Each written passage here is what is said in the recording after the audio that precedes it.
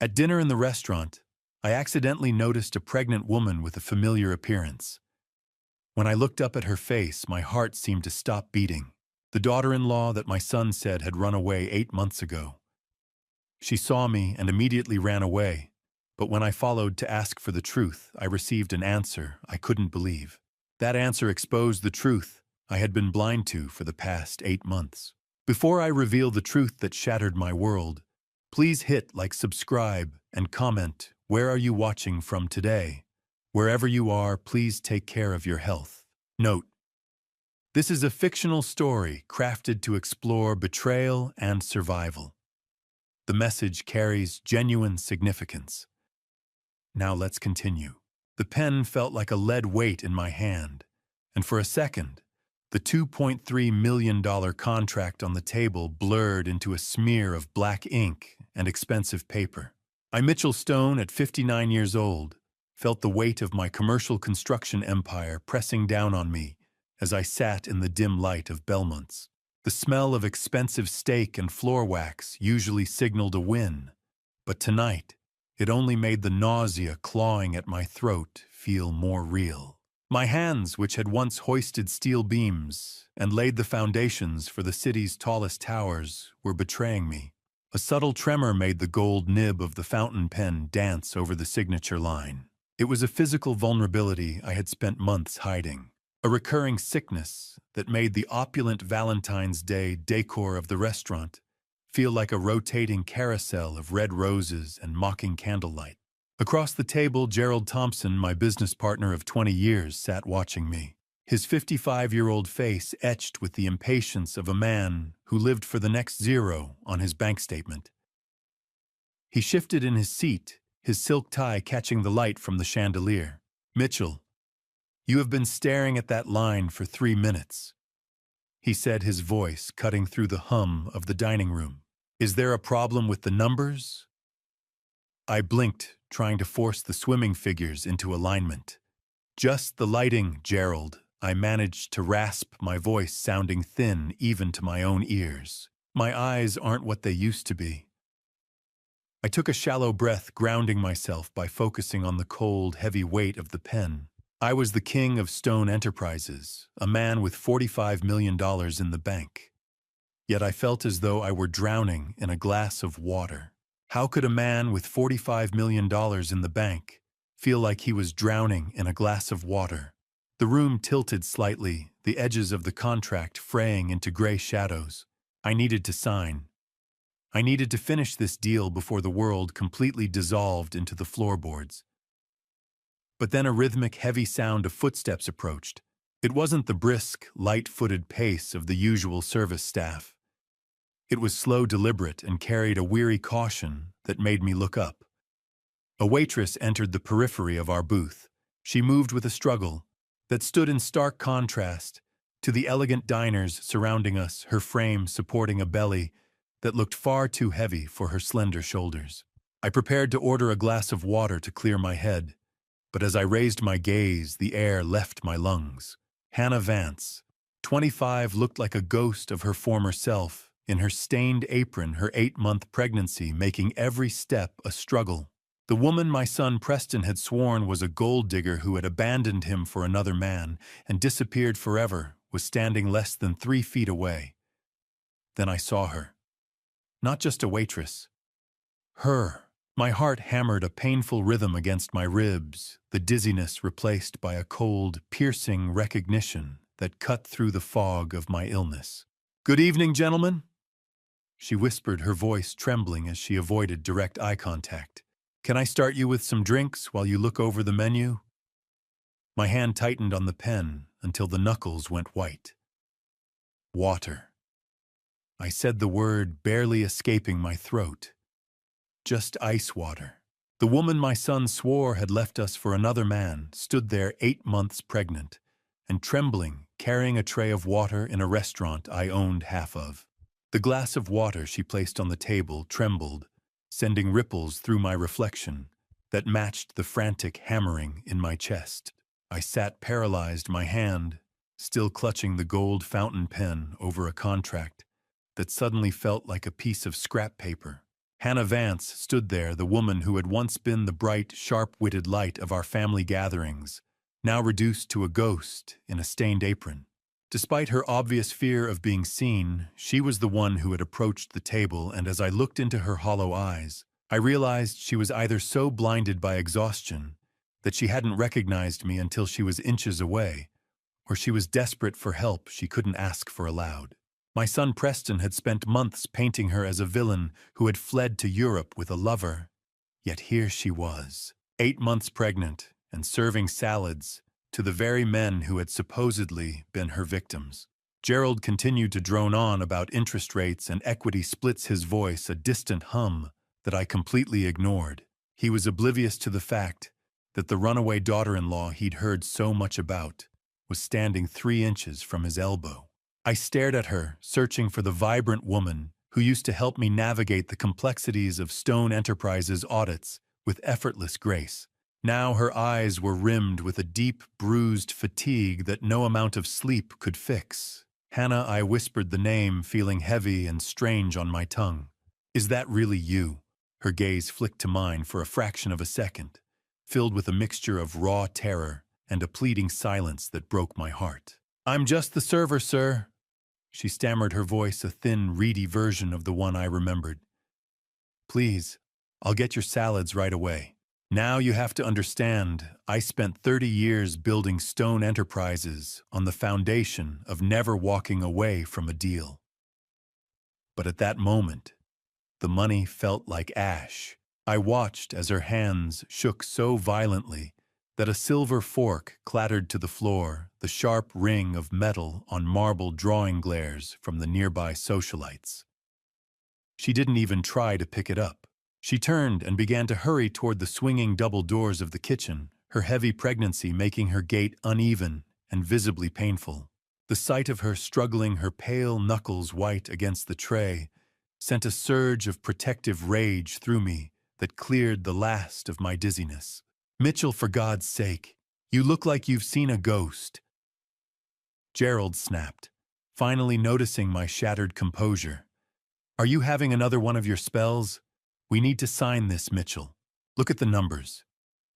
I looked at the $2.3 million deal and then at the kitchen doors where Hannah had vanished. She was a wounded bird, trying to fly in a hurricane of crystal chandeliers and judgmental whispers. I think I have seen a ghost, Gerald. I said, my voice vibrating with a sudden lethal clarity. Stay here. Don't follow me. I stood up physically, shoving the massive contract aside with a force that sent it sliding toward the edge of the table. I ignored Gerald's protests and the manager's startled cry of Mr. Stone as I broke the sacred boundary of the dining room. I pushed through the kitchen doors, the smell of expensive perfume replaced by a blast of humid heat, determined to catch the woman my son had left for dead. The swinging doors hit the wall with a bang, trading the refined scent of lilies and expensive wine for a wall of humid heat and the stinging stench of industrial degreaser. I stepped into the belly of the beast, my expensive Italian loafers slick on the tile floor, as I ignored the startled looks of the prep line and the hiss of steam from an industrial dishwasher. Tony, the 37-year-old head chef, who normally treated the kitchen like his personal kingdom, stepped back the moment he saw the look in my eyes. He started to protest, his mouth opening to defend his territory, but I cut him off before he could find his voice. Out of the way, Tony, I growled. I am not here for a health inspection. My eyes swept the stainless steel landscape past the barking orders and the clatter of pans until they landed on a shadowed corner by the prep station. Hannah stood there, hunched over her face, buried in her trembling hands. The sheer physical toll of this environment was staggering to witness. A woman in her 8th month of pregnancy standing for hours on slick floors while the stoves roared like furnaces. She had chosen the most high society restaurant in the city to vanish into a brilliant, desperate gamble that she could hide right under my son's nose. Hannah, look at me, I said, my voice softening as I reached her. This ends right now. She flinched as if I had struck her. her eyes darting around the kitchen with the frantic intensity of a trapped bird. She grabbed my arm and pulled me toward a dim, narrow hallway near the dry storage. The smell of burnt garlic and heavy grease clung to the air in the confined space. How do you tell a woman who is terrified of your own son that she is safe with you? I was the man who raised the monster she was running from. I looked at her fingers digging into my suit jacket, her grip fueled by pure, raw adrenaline. I saw it then. Not just fear. A total, marrow-deep conviction that my son was the villain of her story. Preston said you left him for another man. I whispered the words, feeling like poison in my mouth. He told the family you were gone, Hannah. He said you took everything. She let out a frantic, breathy rasp that was half sob, half laugh. He'll take him, Mitchell. If he finds out about the baby, he'll take him, and I'll never see him again. Her voice was a ragged whisper against the backdrop of the kitchen's roar. She revealed that Preston hadn't just chased her away. He had actively threatened to have her declared mentally unfit, so he could take the child solely to secure the Stone inheritance line. My own son had weaponized the very family legacy I had spent my life building. I stood frozen, the cold, slick feeling of a stainless steel counter under my hand, the only thing keeping me upright as the foundation of my world collapsed. He didn't want a family. He wanted a bargaining chip. Please, if you ever loved me like a daughter, don't let him know I'm alive. She begged, her uneven breathing, the only sound in our dark corner. I looked at her, then back at the doors, realizing that every second we stood here, the monster I had created was just on the other side of the wood. The sound of Gerald calling my name from the dining room pulled me back to a reality that no longer mattered. I didn't even look back at the $2 million contract or my stunned partner. I simply moved my heavy overcoat catching on the chair as I lunged toward the service exit. The transition was a physical blow to my senses. I left behind the 72-degree ambiance of clinking crystal and hushed privilege charging through the kitchen where line cooks scattered like pigeons. Howard Bell, the 41-year-old manager with a permanent sneer for the underpaid, stepped into my path with a look of practiced concern. "Mr. Stone, sir, you can't be back here," he began, his voice oily with unearned authority. I didn't stop. I shoved past him, my shoulder connecting with his chest, just enough to send him stumbling into a prep table. "Save it for the lawyers, Gerald," I shouted back toward the dining room as the heavy metal door clanged shut behind me. The sudden sharp transition from the restaurant's warmth to the 28-degree Philadelphia winter hit me like a wall of ice. My lungs burned as I inhaled the frigid air, the opulent smells of Belmont's replaced instantly by the stench of garbage-wet cardboard and stale exhaust. I was effectively tanking the most important negotiation of the fiscal year, a $2 million deal that Gerald had spent months grooming. But as the wind whipped through my hair, the money felt like nothing more than paper scrap. For 30 years, I had been Mitchell Stone, the man who never left the table until the ink was dry. Tonight, I was just a man chasing a ghost through the frost. How many times had I sat in that very restaurant eating $500 steaks while my grandson was being fed through a soup kitchen line? The thought was a jagged edge in my throat. I looked down the length of the narrow, lightless alleyway. There in the shadows, beside a rusted dumpster, I spotted a small, trembling silhouette huddled against the damp brick wall. It was Hannah. She was gasping for air, her thin cotton waitress uniform offering no protection against the winter chill. Her hands were clutched tightly over her swollen belly, her shoulders racking with silent, violent tremors. "Hannah, stop, please." "I'm not here to hurt you," I called out, my voice cracking as I stepped into the dim yellow glow of a single security light. She looked up, and the sight of her blue-tinged lips and chattering teeth made my stomach turn. "Mr. Stone, you shouldn't have followed me," she rasped, her voice a desperate, frozen whisper. "If he finds out, you don't know what he'll do. The lies didn't just have layers, they had teeth." "Hannah, look at me," I demanded, coming closer but keeping my hands visible. "Why are you out here? Why did Preston say you ran?" She let out a hollow, bitter sob that sounded like breaking glass. "He didn't just chase me away, Mitchell. He told the owners here, he told Howard, that I was a thief. He said I stole from the family. He wanted me to be watched even here.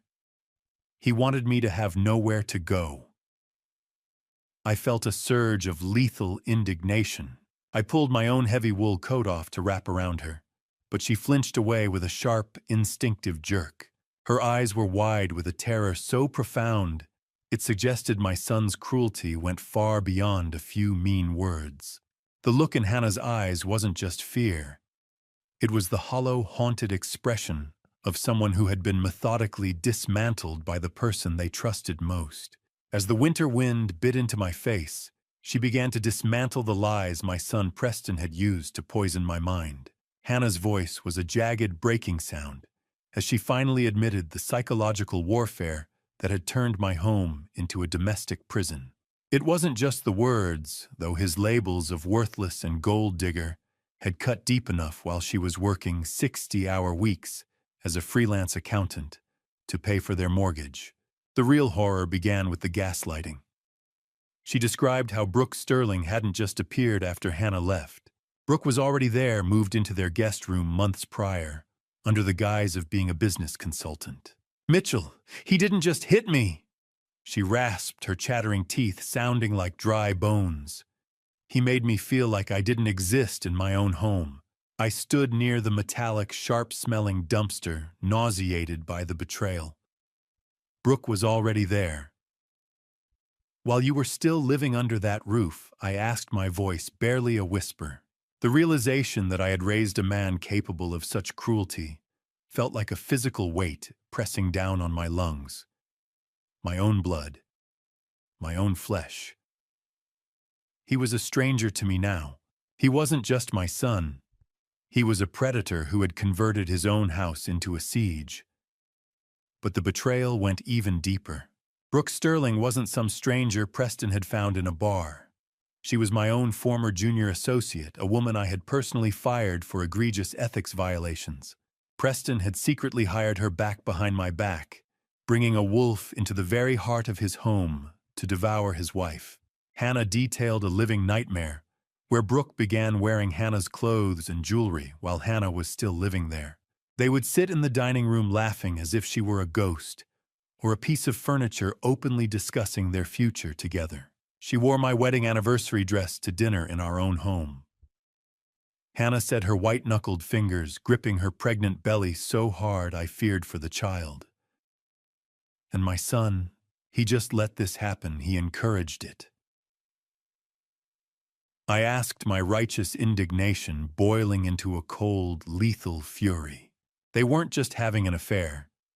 They were conducting a slow-motion execution of Hannah's soul. Every story Hannah told stripped away another layer of the respect I once had for my own legacy. My son had spent my money to facilitate a domestic execution, and I had been too busy expanding Stone Enterprises to see the rot in my own foundation. I reached out to steady her, the biting sting of the wind, a distant annoyance compared to the fire in my chest.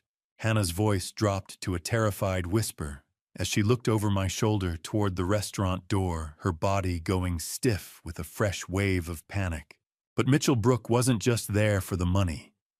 She set her eyes wide with a terror that suggested the worst was yet to come.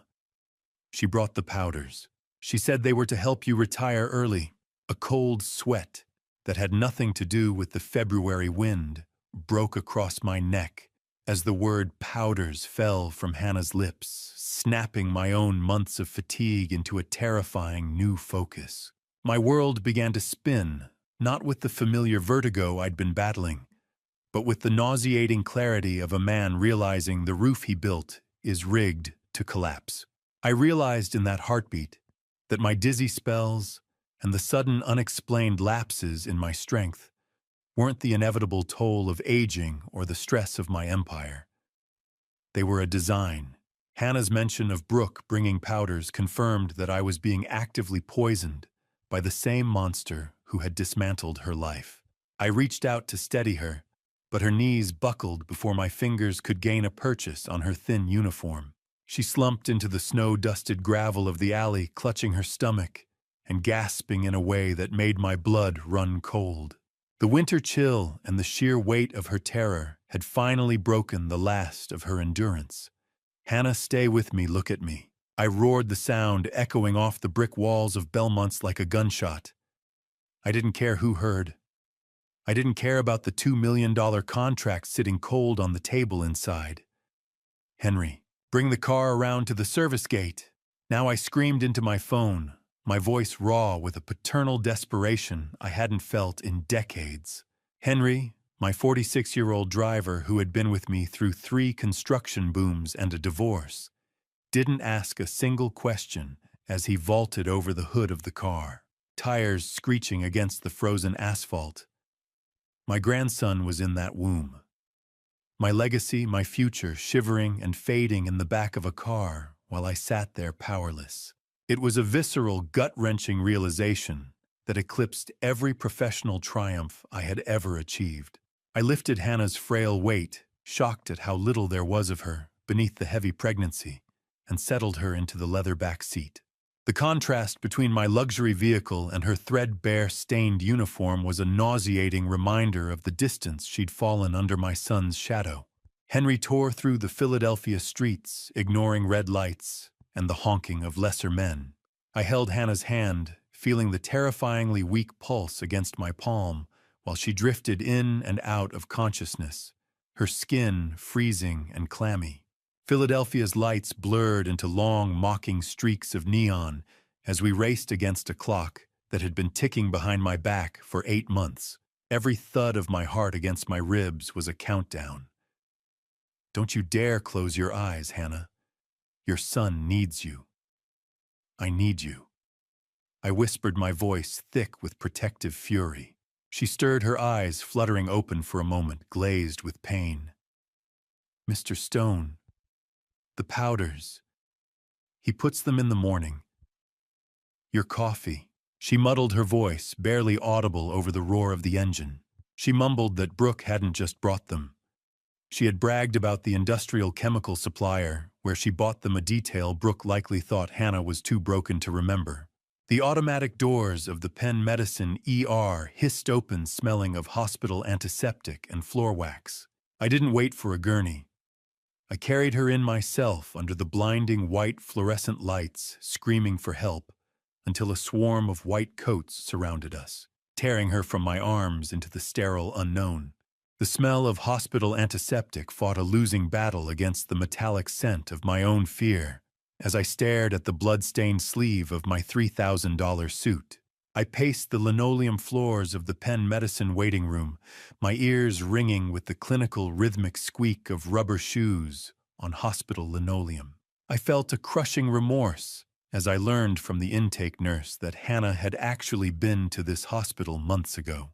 She had fled before being seen because she spotted one of Preston's business associates in the lobby, a detail that made me realize she had been living like a fugitive in my own city, while I was busy closing multi-million-dollar construction deals.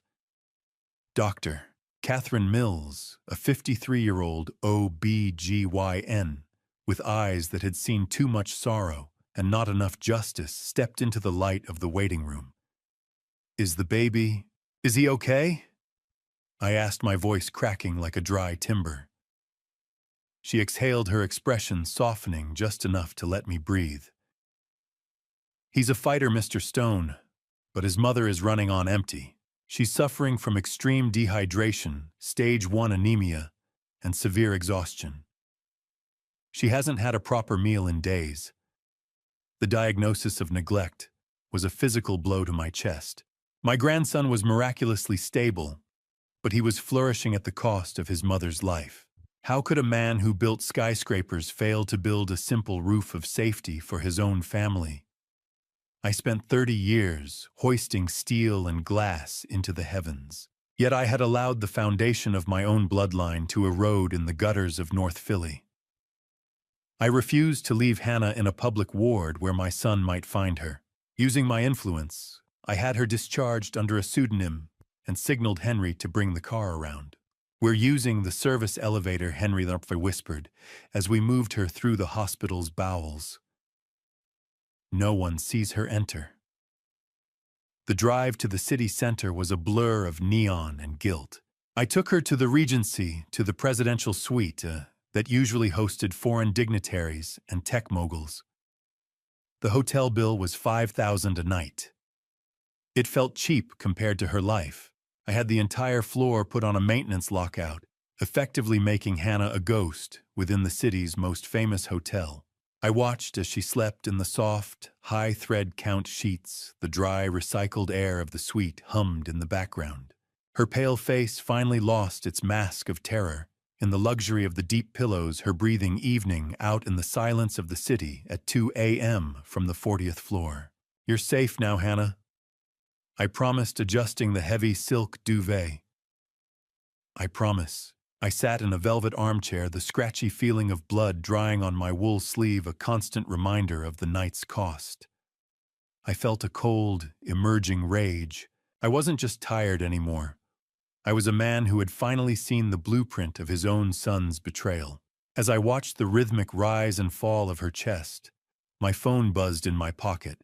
A text from Preston, asking if I'd recovered from my dizzy spell yet. He was mocking me, checking the status of his slow-motion execution, while I held the wreckage of his victims in my hands. The morning sun hit the glass towers of Philadelphia with a blinding clinical intensity. As I prepared for a war I never wanted to fight, I didn't bother calling ahead. I simply leaned my weight against the doorbell of Preston's glass-walled fortress, the vibration echoing the cold, rhythmic thumping of my heart. Preston Stone, my 35-year-old son, stood in the doorway of his luxury loft, with an air of unearned superiority that I had finally begun to see through. He was wearing a designer silk robe and holding a steaming cup of espresso, looking more inconvenienced than concerned by my presence. "Dad, what are you doing here?" he asked, his voice smooth and patronizing. "You look terrible. Did you have another one of your episodes?"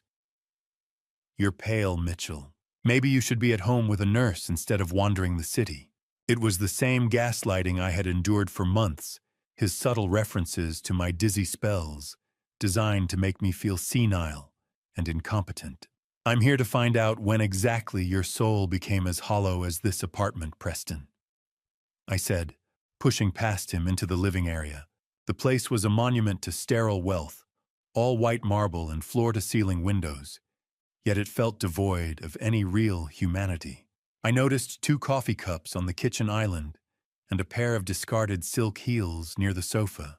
The smell of expensive, bitter espresso hung heavy in the air, a scent that normally I enjoyed, but now made my stomach churn with the memory of Hannah's revelation about the powders. How do you look at the person you raised and realize you're staring into the eyes of a predator? I had built a construction empire based on solid foundations, but the man I called my son was built on shifting sand and stolen lives. Brooke Sterling, 32, lounged on the sofa in a silk robe that I knew belonged to Hannah, her cold eyes showing no remorse as she acknowledged me with a thin, mocking smile. "Good morning, Mr. Stone," she said, her voice dripping with artificial sweetness. "It's lovely to see you're still upright." I looked at her and saw the junior associate I had personally fired for forging expense reports, the same woman Preston had secretly brought into his home to replace his wife. She was wearing Hannah's robe, sipping from Hannah's cup, living Hannah's life. The soft, mocking rustle of the silk as she crossed her legs was like a physical slap to my face. "Where is she, Preston? Where is my daughter-in-law?" I demanded, my hand gripping the cold, smooth edge of the marble island to steady the tremor in my fingers. Preston exchanged a look of silent conspiratorial amusement with Brooke before turning back to me. He leaned back against the counter, a smug grin touching his lips as he reached for a manila envelope. "I didn't want to tell you, Dad, because of your fragile health. But your precious Hannah didn't just leave. She robbed us blind before she ran. He slid the envelope across the marble toward me with a flourish. I've found the proof. She's been siphoning funds from Stone Enterprises for months. My own son was looking me in the eye, handing me a forged document of his own crimes, and expecting me to be too weak to see the lie. The paternal loyalty I had carried for 35 years died in that room, replaced by a cold, calculating fury that he wouldn't understand until it was too late. I didn't reach for the envelope. Instead, I let out a low, dry chuckle that seemed to rattle the very floor-to-ceiling windows of my son's glass palace. It was the laughter of a man who had finally seen the punchline of a very dark joke. Preston's smug grin faltered, his eyes darting to Brooke, as if checking the script they had so carefully rehearsed. If Hannah truly robbed Stone Enterprises blind, Preston, then you are a far more incompetent vice president than I ever feared, I said, my voice cutting through the metallic, ozone-like smell of cold fury in the room. You're telling me that a freelance accountant managed to siphon millions from under your nose. By your own logic, you failed to protect the firm's assets. Consider yourself terminated for gross negligence, effective immediately. The satisfaction on his face curdled into a mask of confusion. He hadn't expected me to accept the theft as a premise to destroy his career. I watched Brooke's confidence flicker, her eyes scanning the exits as she realized I wasn't buying the performance. You think a manila envelope full of lies is going to distract me from what I saw in your eyes? I asked, leaning into his space. Dad, you're not well. Preston stammered, trying to regain his footing. You're being paranoid. The dizziness is clouding your judgment. You need to go home and lie down before you do something you regret. Do you know how it feels to watch your own creation turn its teeth toward you? It's a silence that screams a realization that the person you gave everything to is simply waiting for you to rot. I pulled out my phone, the sharp mechanical click of the smartphone screen sounding like a cocked pistol in the quiet loft. With a few deliberate taps, I sent a pre-drafted authorization to my CFO. I've just frozen your corporate accounts and suspended your trust disbursements, Preston. You have 24 hours to produce real proof of Hannah's theft. Not these amateur forgeries, or you'll find yourself as penniless as the woman you threw away. I've spent 30 years building an empire, and I won't let you turn it into a playground for a mistress and a coward. The trust was gone. The sun was gone. Only the construction remained. Preston's mask finally shattered. His face contorted, neck veins bulging like thick cables as he lunged toward the kitchen island. You can't do this, he screamed, his voice cracking with a high-pitched, unadulterated rage. That money is mine by right. It's my legacy, not hers. I didn't flinch. I turned my back on him, walking toward the heavy oak door.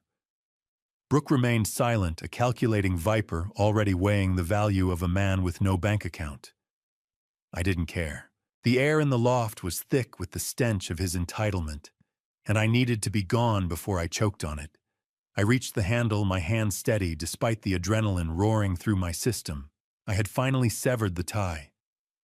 As I stepped into the hallway, I heard him throw the espresso cup against the wall.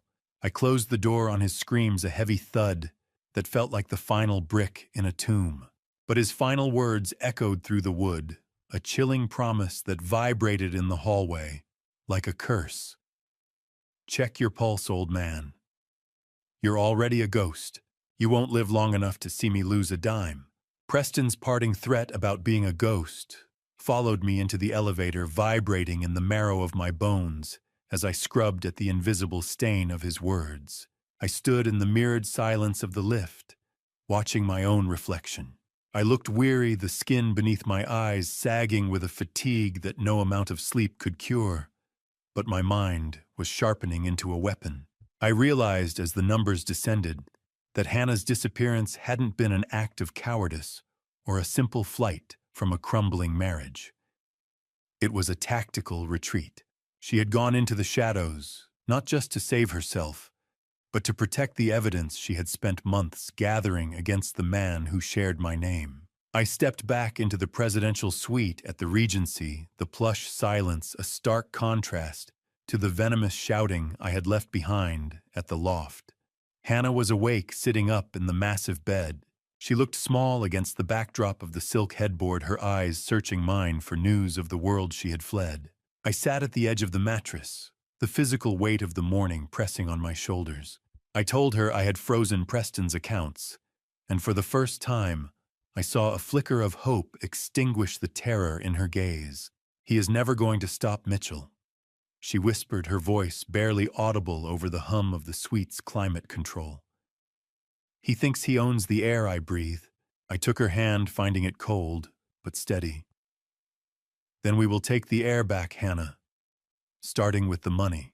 How could I have missed it? I pride myself on being a man who sees the structural integrity of everything, yet I was blind to the rot in my own foundations. I had spent 40 years inspecting blueprints for microscopic flaws, while a catastrophic failure was happening in my own living room.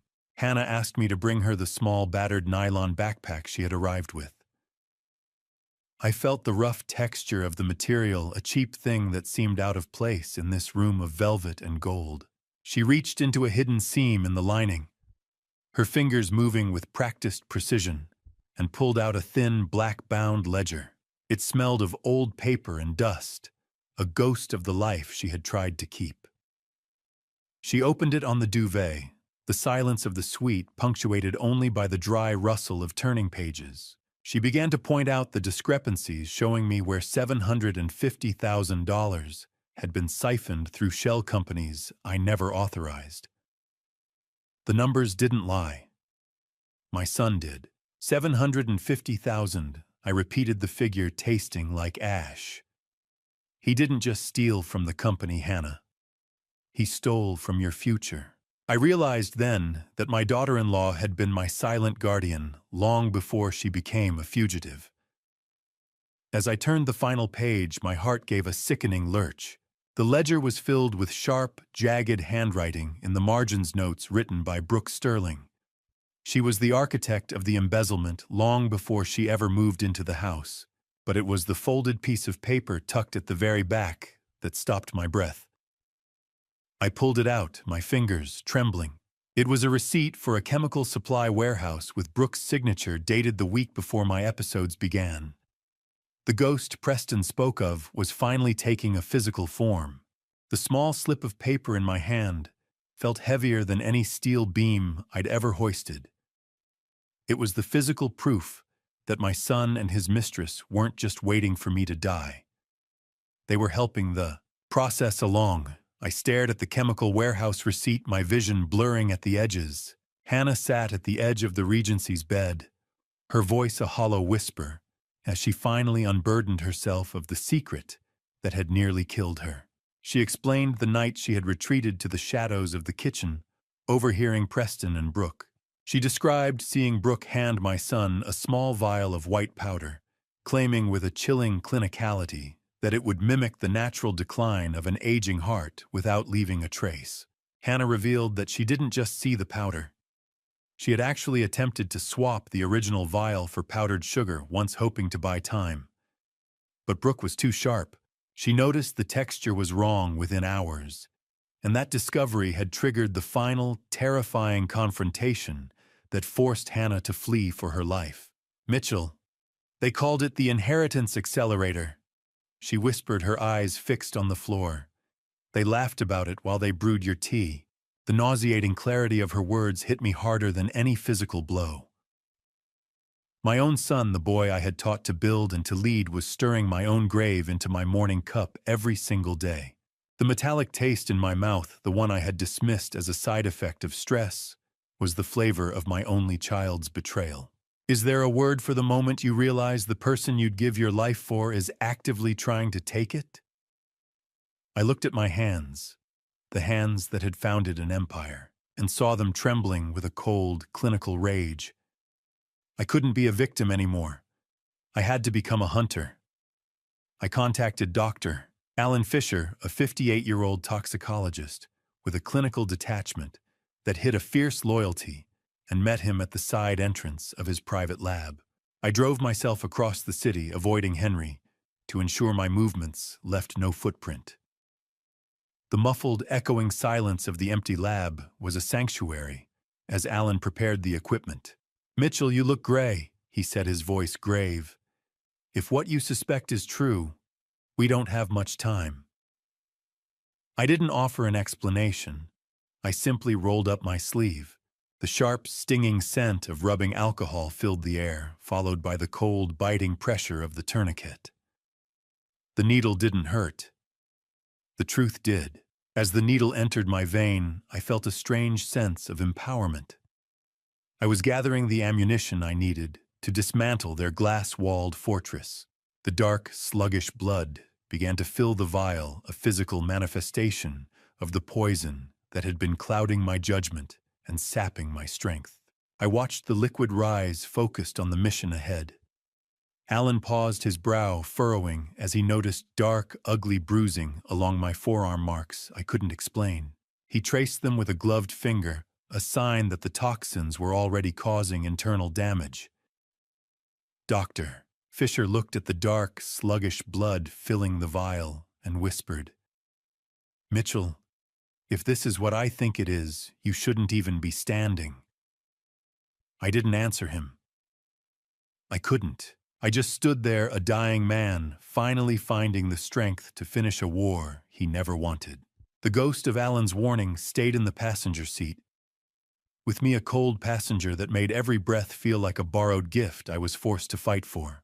I left the private lab behind my arm, still throbbing where the needle had drawn out my dark, sluggish blood. As I drove toward Old City, a sickening pattern began to emerge in my mind. I realized that my most debilitating dizzy spells were never random. They were meticulously timed, always striking just hours before a major company board meeting. While I was collapsed in my study, gasping for air, Preston was standing in the boardroom as my proxy, authorizing the very shell company transfers that had drained my legacy. I arrived at a nondescript office far from the polished glass and steel of Stone Enterprises. Rebecca Sinclair, a 48-year-old forensic accountant, with a mind like a razor and a reputation for finding money in places it had no right to be, didn't even offer me a hand to shake. She pointed to a chair, her eyes already scanning the ledger Hannah had saved. "I want every penny tracked, Rebecca," I told her, the blue glow of the monitor reflecting in my tired eyes. "I want to see the blood on the trail." She didn't look up, her fingers creating a rhythmic, annoying clicking on the keyboard that filled the small, stale-smelling room. "This isn't just theft, Mitchell," she whispered. "This is a systematic erasure of corporate assets. How do you rebuild a foundation when you're the one who let the rot in? I was the architect of my own ruin, a man who built monuments but couldn't see the termite at the base." The silence in the room was heavy with the weight of 30 years of trust being ground into dust. Rebecca suddenly paused, her screen flashing with red flags. She pointed to two names on the payroll, Leo Grant and Marcus Thorne. Both had been terminated for gross negligence 6 months ago. She cross-referenced their login IDs with the siphon transactions, proving that Preston had used their credentials to move $750,000 while they were out on site visits.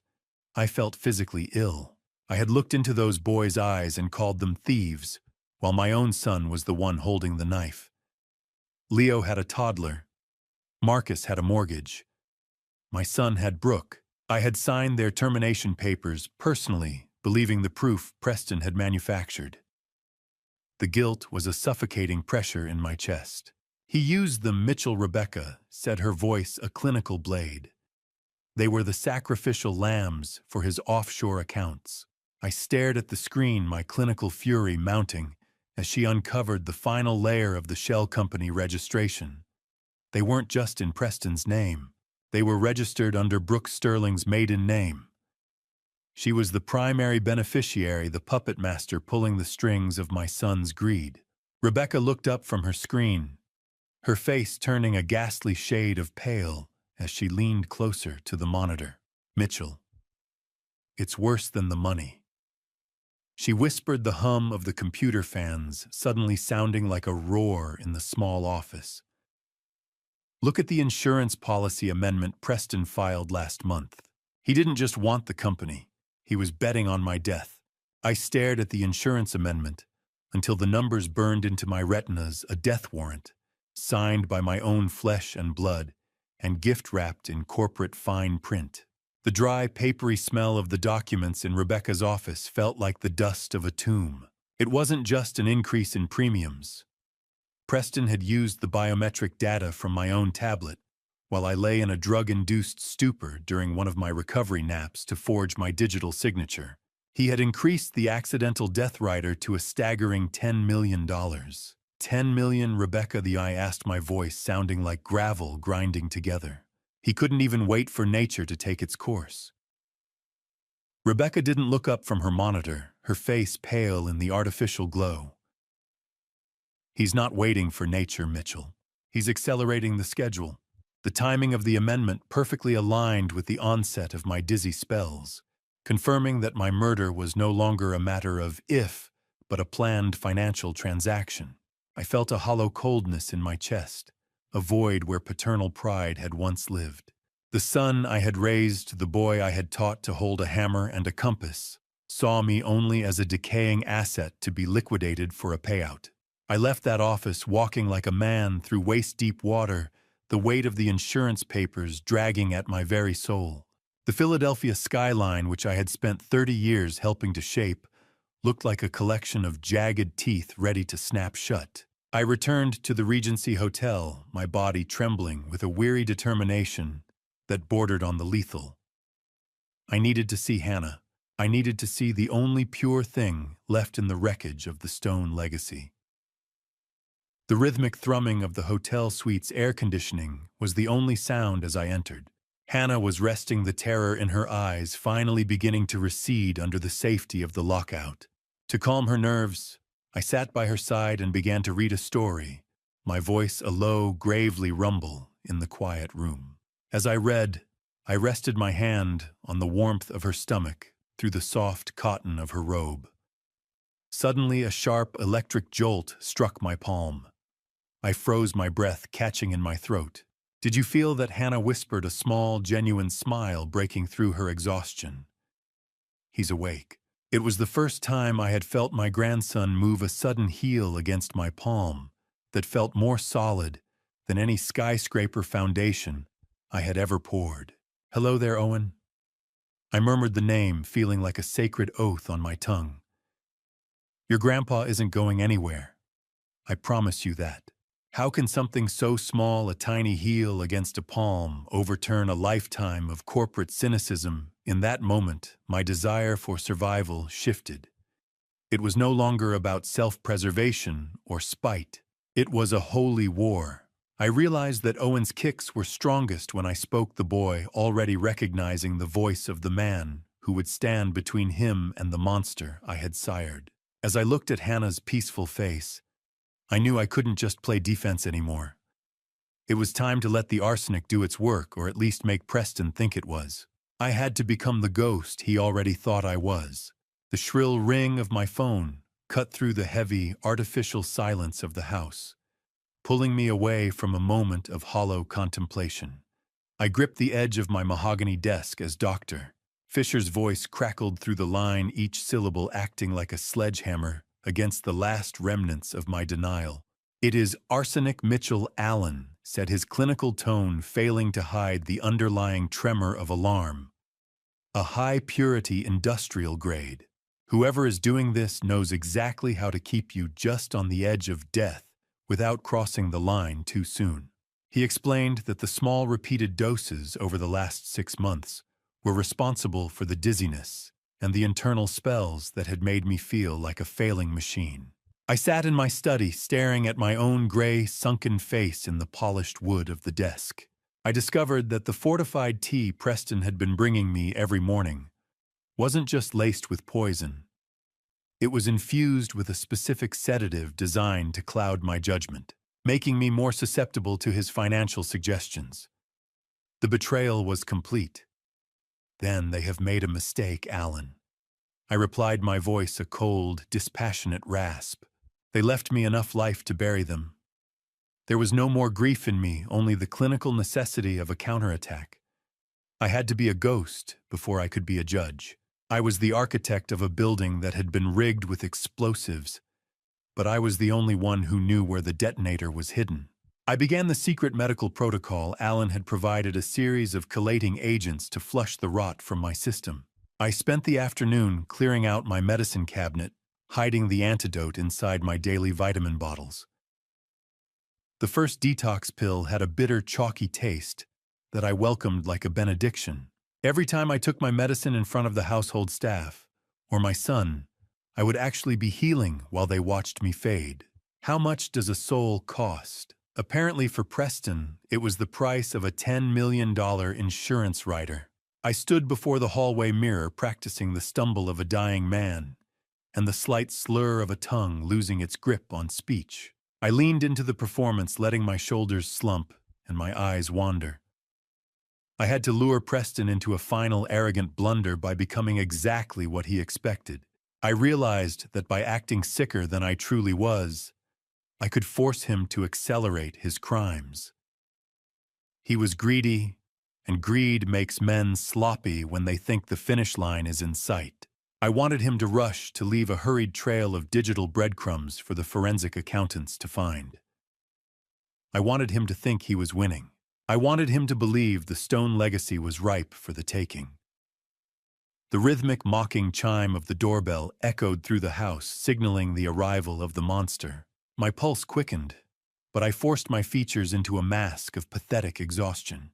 I heard his jaunty footsteps on the hardwood, a sound that used to bring me a father's joy, but now felt like a countdown. I slumped into my armchair in the study, letting my jaw go slightly slack and my hand tremble against the armrest as I prepared to welcome my only child into the room for our daily ritual of slow-motion murder. I let my arm hang limp over the side of the wingback chair, tracking the sound of Preston's footsteps as they crossed the hardwood.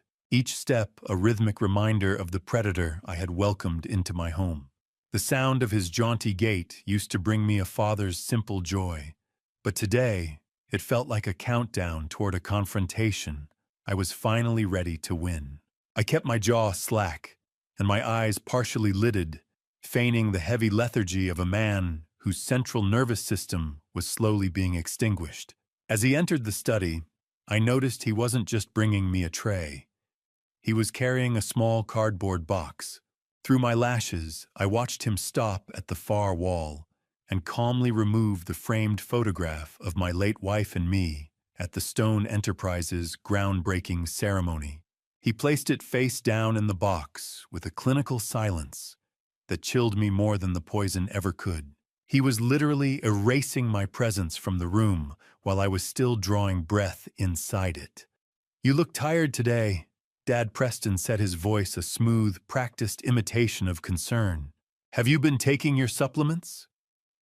I let out a thin, shaky rasp, the sound of a hollowed-out man. "Everything feels so heavy, Preston," I whispered. "Like my blood is turning to lead." He offered me a thin smile that didn't reach his eyes and set the tray down on the mahogany table. I heard the delicate, mocking clink of the porcelain cups. The bitter, earthy scent of the poisoned Earl Grey rose from the steam, a fragrance that now signaled death instead of comfort. He pushed the cup with the chipped rim toward me, the one Hannah had warned me about. Did he ever really love me? Or was I just a project to be completed? A structure to be demolished for the lot value? I watched the small white ring left by the cup on the polished wood, a permanent stain on my history. Preston turned toward the floor-to-ceiling windows, murmuring about a draft and reaching to close the heavy latch. It was the moment I had rehearsed in my mind 1,000 times. I moved with a silent, desperate speed that defied my supposed frailty, swapping our cups in a blurred motion that made my heart hammer against my ribs like a trapped bird. The heavy, humid weight of the silence after the swap was suffocating.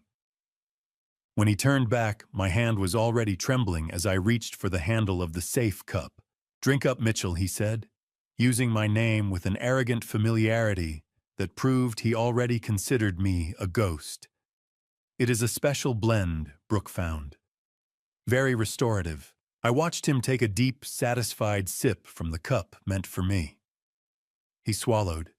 He smiled. He signed his own confession with a sip. I felt a cold, dark satisfaction as the poison and the sedative meant for the father began its journey into the son. Because I had been secretly detoxing for days, I knew the inheritance accelerator would hit his clean system with the force of a freight train. I hope it is as effective as you say, I murmured, watching the rim of his cup. As Preston stood to leave, he stumbled slightly, his hand catching the edge of the desk. His eyes glazed over for a fraction of a second, the first sign that the dose was already claiming its new host. I waited until the taillights of Preston's Audi faded into the Philadelphia drizzle before I grabbed my keys. The ghost of his stumble still playing behind my eyes like a satisfying loop of cinematic justice. The arsenic and sedative meant for me were now pulsing through his own veins, a poetic irony that gave me a grim surge of energy despite my own weary frame. I drove through the slick streets of the city, my hands steady on the wheel for the first time in months. I headed to a subterranean parking garage near Independence Hall, a cold concrete cavern where the air was thick with the scent of damp pavement and lingering exhaust. Mark Sullivan, a 50-year-old private investigator, with the weathered skin of a man who lived in the city's shadows and a silence that I had paid for in six-figure retainers, stood by the driver's side door of a nondescript black sedan. He didn't offer a greeting, which I appreciated. We were well beyond the pleasantries of polite society. I realized as he reached for a tablet that Brooke Sterling hadn't just been sloppy. She had been arrogant. She had used a stolen ID belonging to Marcus Thorne, one of the junior employees Preston had framed to make her purchases. She believed she was burying the trail, but in her greed, she had only ensured that the person buying the poison left a digital signature that didn't match the face on the security cameras. "Did you find it, Mark?" I asked, my voice echoing against the low ceiling. "Tell me she was sloppy." Mark tapped the tablet, his face illuminated by the harsh blue light of the screen. "She thought she was a ghost, Mitchell," he replied. "But everyone leaves a footprint." The air around us felt heavy, the flickering buzzy hum of an old fluorescent light above us, adding to the clinical atmosphere of the exchange. How much planning goes into a murder? I wondered if they'd scheduled my funeral between their brunch dates, or if they had already picked out the champagne for the day the life insurance cleared. Mark handed me the tablet, and I felt the cold glass under my fingertip. The surveillance footage was grainy and black and white, but there she was. My son's future. My executioner. Brooke was wearing a poorly fitted wig and oversized dark glasses, entering an industrial chemical outlet on the edge of town. I watched her sign the electronic pad for a restricted batch of trioxide, the primary component of the poison that had been sapping my strength for 8 months. I watched her smile at the clerk, a charming, lethal viper, purchasing the tools for my execution with my own company credit card through a shell company. Mark Sullivan watched my reaction, his eyes dispassionate. "That's her," I whispered. "Even with the wig, look at the way she walks." "That's Brooke. I have the clerk's testimony ready too." Mark added, his voice low. He remembers the lady in the black car very well. He thought she was a scientist or a laboratory runner. I felt a surge of physical nausea, not from the toxins this time, but from the sheer, naked depth of the betrayal. Mark tapped the screen again, bringing up a separate file that made my heart freeze. "There's one more thing, Mitchell. Brooke isn't just buying chemicals. She's been making inquiries about quick estate liquidations. And she's been meeting with a lawyer who specializes in international extradition. They aren't just waiting for me to die. They are already packing their bags." I didn't wait for the garage door to fully rise before I accelerated the plan for Brooke's international flight, acting like a shot of pure adrenaline that temporarily masked the tremors in my hands. The city lights of Philadelphia blurred into a cage of neon, but for the first time, I held the key. I arrived back at the Regency and executed the extraction with surgical precision. To solidify the decoy, I instructed Henry to drive the Regency town car straight to the airport and leave it in long-term parking, ensuring Brooke and her associates would believe we had already fled the state. Meanwhile, I moved Hannah under the cover of a late-night laundry delivery, her frail form hidden beneath piles of white linen as we slipped out the service entrance. We drove in a nondescript sedan to my private villa at Rittenhouse Square, a secondary property I'd kept off the corporate books for decades. It was a place Preston hadn't set foot in since his mother's funeral. A limestone fortress forgotten by the very son who thought he knew all my secrets. As I helped her through the heavy iron gates and heard the comforting, heavy click of the villa's deadbolt, I felt the shift in her energy. The fortress was no longer a sterile hotel room, but a home. I had already commissioned a nursery to be built in secret, and as she stepped into the room, the smell of lavender and fresh paint greeted her. "It's beautiful, Mitchell," she whispered, her fingers brushing the railing of the crib. "It smells like safety." Watching her face in that moment was the only payment I needed for the risk I was taking. He thought he was the hunter. He was just the dog chasing a scent I'd laid out in the mud. He didn't know about this place, and I intended to keep it that way. While Hannah settled into the silk sheets of the master guest suite, my son was currently miles away, wasting his remaining energy in the damp, dangerous alleys of North Philadelphia. I had leaked a rumor through one of Gerald's less than discreet associates that a woman matching Hannah's description was seen working at a 24-hour diner near Temple University. Mark Sullivan sent a brief surveillance clip to my encrypted tablet, and I watched with grim satisfaction.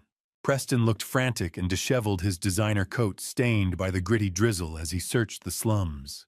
Does a father ever truly stop feeling the sting of his child's failure? Even when that child is trying to kill him, there is a hollow ache that no amount of justice can fill. But as I watched him dig through the trash, I realized his mind lived there anyway. "Let him search Henry," I murmured to my driver as he stood by the door. "A desperate man is a loud man, and Preston is becoming very loud."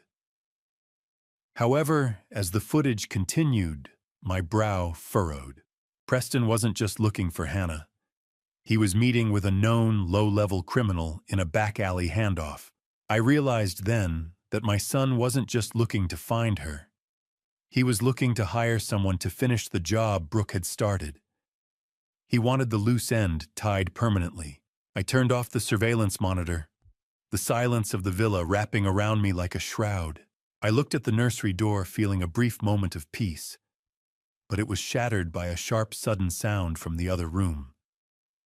A sharp, sudden gasp for air followed by a cry of pain. I rushed in to find Hannah clutching the bedpost, her face pale. "Mitchell," she gasped, her eyes wide with a new kind of terror. "It's time." Her water had just broken. I was across the room before the sound of the splashing water even hit my brain, my instincts as a builder overriding the arsenic-induced fog as I caught Hannah before she could slide to the floor. The smell of amniotic fluid mixing with expensive floor wax filled the air, a sharp organic scent that didn't belong in the sterile quiet of the Rittenhouse villa. My knees hit the cold, wet sensation of the floor with a dull thud, but I didn't feel the pain. I only felt the frantic, fluttering pulse in Hannah's wrist as she gasped for air. I realized with a jolt of ice in my veins that her labor was likely accelerated by a minor car-side encounter she had earlier that day with a delivery driver. A man I now suspected was one of Preston's scouts. The shadow was no longer at the gate. It was inside the perimeter. Hannah was gripped by her first major contraction, her face twisting in a mask of pain that made my heart stop. I checked the sharp, rhythmic ticking of the grandfather clock in the hall, 2:00 a.m. We were still weeks away from her due date, which meant the stress of the past month and the fear of the man I had sired had finally triggered an early arrival. "Breathe, Hannah," Just breathe. I commanded my voice, a gravely anchor in the storm. I've built skyscrapers in hurricanes. We can handle a baby in the rain. I struggled to keep my own hands from shaking as I guided her to the velvet sofa. How do you protect a new life when the world is actively trying to extinguish your own? I was a dying man, trying to be a midwife in a house that was quickly becoming a cage. Before I explain what that hidden hospital bag truly means for our escape, are you still with me? Comment A. If you think we should run now, or B. If we should wait for the contractions to move closer, and tell me why in 5 words. Please note what follows contains recreated details for narrative purposes. If that is not for you, you are free to stop here. I made the call to Henry using an encrypted line giving him the code for the secondary garage exit. Henry, the back lane. Now. And turn off the headlamps, I whispered into the phone, my eyes darting toward the iron gates visible through the dark windows. While he moved, I gathered the hospital bag we'd hidden in the nursery, my mind racing through the logistics of the private access agreement I'd made with Penn Medicine. Every groan from Hannah felt like a countdown. Mitchell, she whimpered, her fingers bruising my forearm. If Preston finds us at the hospital, he won't let us leave. The pain didn't just break her silence. It shattered my illusion of safety. As I helped Hannah toward the door, leaning her weight against my shoulder, I saw it. A faint, tiny red laser dot was dancing on the silk wallpaper of the nursery wall, moving with predatory grace. Preston's scout isn't just looking. They've already found the villa. I shoved Hannah into the shadows of the hallway as the small red light swept across the glass, realizing that the hospital run wasn't just a medical emergency anymore. It was an extraction from a kill zone. I didn't wait for a second sweep of that red eye. I hauled Hannah toward the heavy service door, my boots skidding on the stone as the car's engine roared to life in the darkened back lane. The sound of the heavy car door slamming and the screech of tires echoed through the villa as Henry made his move. I stayed low in the back seat, shielding Hannah's trembling body with mine as she breathed through a massive bone-rattling contraction. In reality, I had instructed Henry to leak our location to Preston's associate earlier that night on purpose. I needed to force a confrontation on my own timeline, while the police were already positioned, but the biological clock of the birth had accelerated everything into a frantic, dangerous blur. Henry drove with tactical precision, weaving through the narrow cobblestone backstreets of Philadelphia to lose any potential tail. The smell of burning rubber and cold rain filled the cabin as we executed a sharp, illegal turn onto a one-way street. I watched the rearview mirror, spotting a pair of headlights that lingered a bit too long before Henry successfully broke the line of sight. "Lose them, Henry." I growled, my poisoned heart pumping on pure adrenaline. "I don't care about the tires." "Stay down, sir," he replied, his voice a steady anchor. "We're 2 blocks from the perimeter. Have you ever felt the future of your entire bloodline screaming in the back seat of a moving car? It's a sound that erases every dollar I ever made, every skyscraper I ever raised into the sky." We reached the secondary ambulance bay at Penn Medicine, a restricted zone I'd secured weeks ago through a substantial equipment donation. The gates slid open only after Henry flashed a specific security badge, and we were immediately met by the blinding blue-white glare of the industrial ER lights. Dr. Mills and a discreet team of nurses were already waiting. The gurney wheels made a rhythmic, sharp thud on the bay floor as they rushed toward us. Hannah's hand gripped mine with terrifying strength, her knuckles white as a ghost's. "She's fully dilated, Catherine, move." I shouted, the urgency clawing at my throat. "I've got her, Mitchell, doctor," Mills replied, her eyes clinical and focused. "You stay back until we prep the room." The doors hissed. The world narrowed. The end began. As the car stopped and the nurses took over, Henry leaned into the window and handed me a burner phone. He had recovered it from the scout we bypassed at the villa gate. The vibration of the phone against my palm felt like a live wire. I checked the logs, my blood turning to ice. The last outgoing call wasn't to Preston. It was to Brooke Sterling.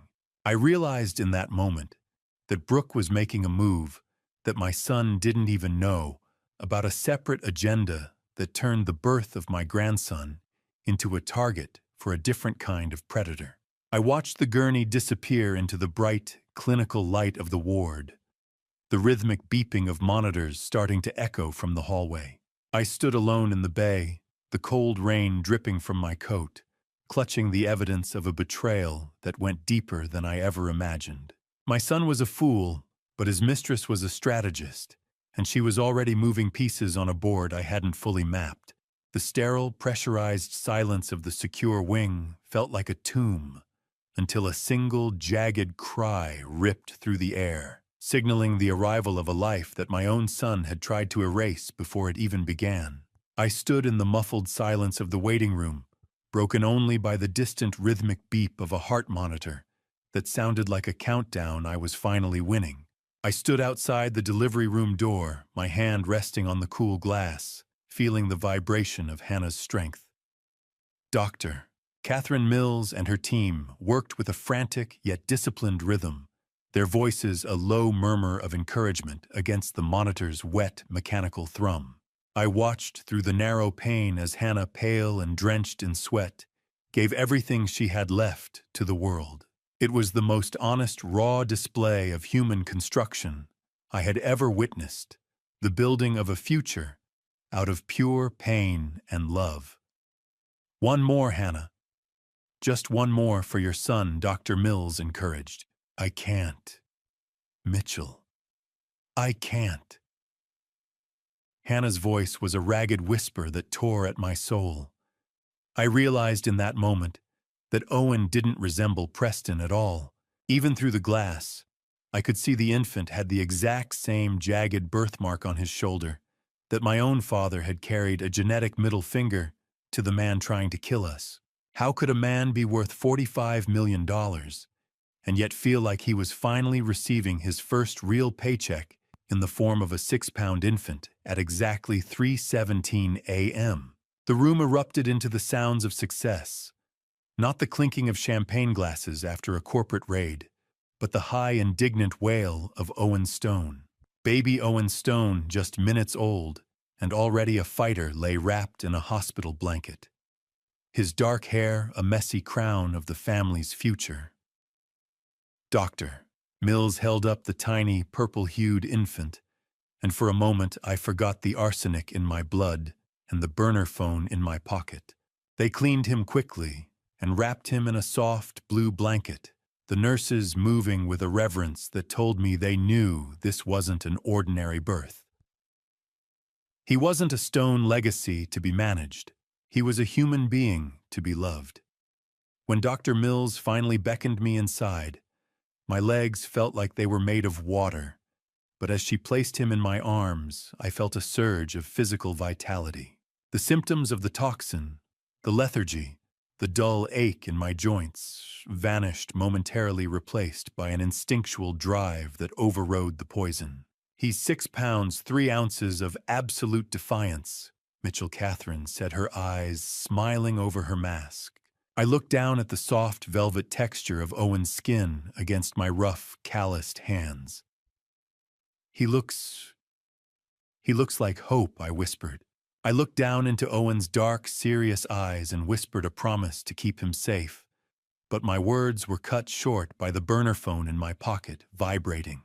I pulled it out the screen, illuminating my face with a cold, blue light. It was a picture message showing the exact hospital entrance where we had arrived, the car Henry had parked, still visible in the frame. The chilling realization that the sanctuary had been breached snapped me back into a state of high-alert paranoia. My grandson was finally here, and his father was already at the gates. I pulled my hand back from Owen's tiny fingers, as if the phone in my pocket had turned into a live nerve, the screen glowing with a high-definition image of our town car idling in the Penn Medicine ambulance bay.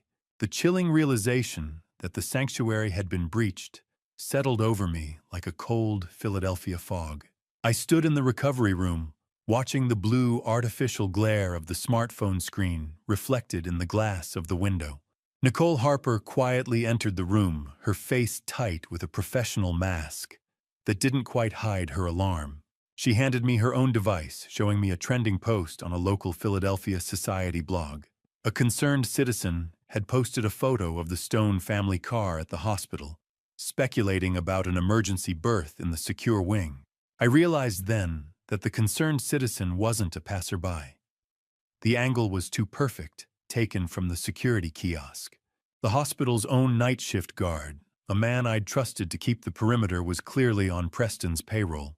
"It has already had 5,000 views," Mitchell Nicole whispered, the rhythmic mocking ping of social media notifications on her phone punctuating her words. "People are asking if it is an heir. An heir. No, it is a target." I rasped my pulse, beginning to race with the familiar arsenic-fueled thrum of panic. Preston isn't just coming. He is bringing an audience. The fortress of Penn Medicine, with its reinforced doors and private access, suddenly felt as transparent as glass. How do you fight a man who uses the very life you gave him as a weapon to destroy you? I had built monuments to the Stone name across this city, but I was currently standing in a cage of my own design. The burner phone I had recovered from the Scout began to vibrate in my palm, a metallic, angry rasp that cut through the sterile silence. I stepped into the hallway away from Hannah's sleeping form and answered. It wasn't a Scout. "I hope you're enjoying your last few hours of grandfatherhood," Dad Preston's voice said, devoid of the fake filial concern he'd used during our tea visits. "That boy is my ticket back to the board. I've already filed for emergency custody. Given Hannah's disappearance and her history of instability, the court won't even hesitate."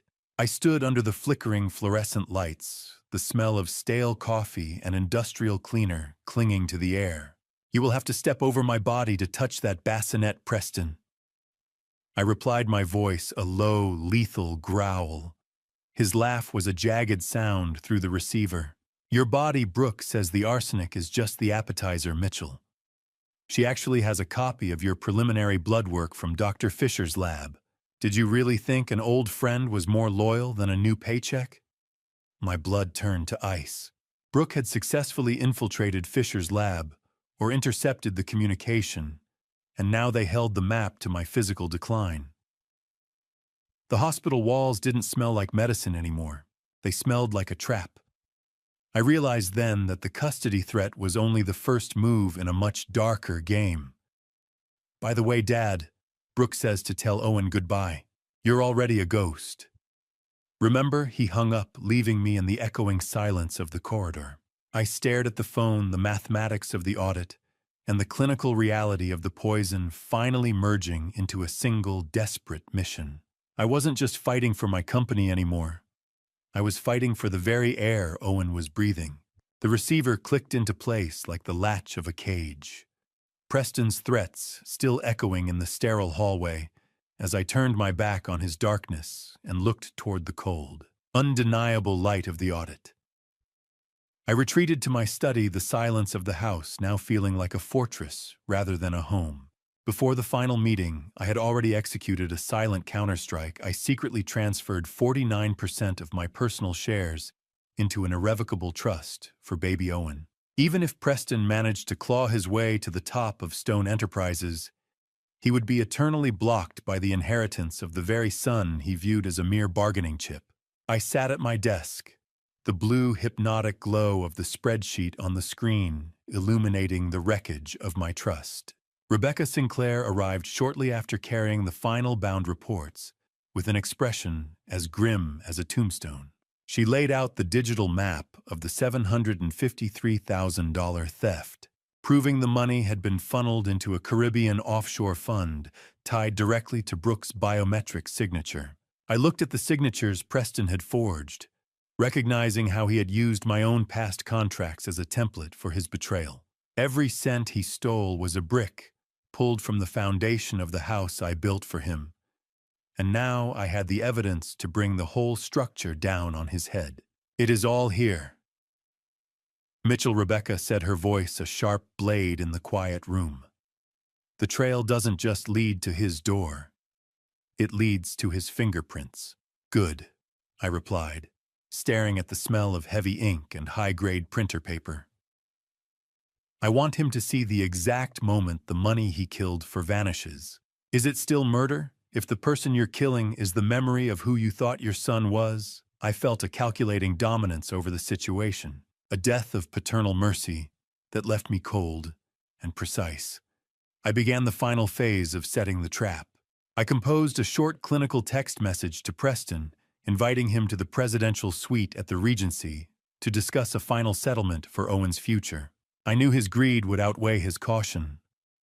The lure of a corporate surrender would be too much for him to resist. I coordinated with Mark Sullivan and Detective Ramirez, ensuring the suite was wired for sound and the arrest team was positioned in the adjoining room. I looked at the medical file on my desk, the toxicology report that proved he was a murderer, and I felt a cold, terrifying peace settle over me. Regency Hotel, Suite 4001. Tomorrow at noon. Bring Brooke, I typed.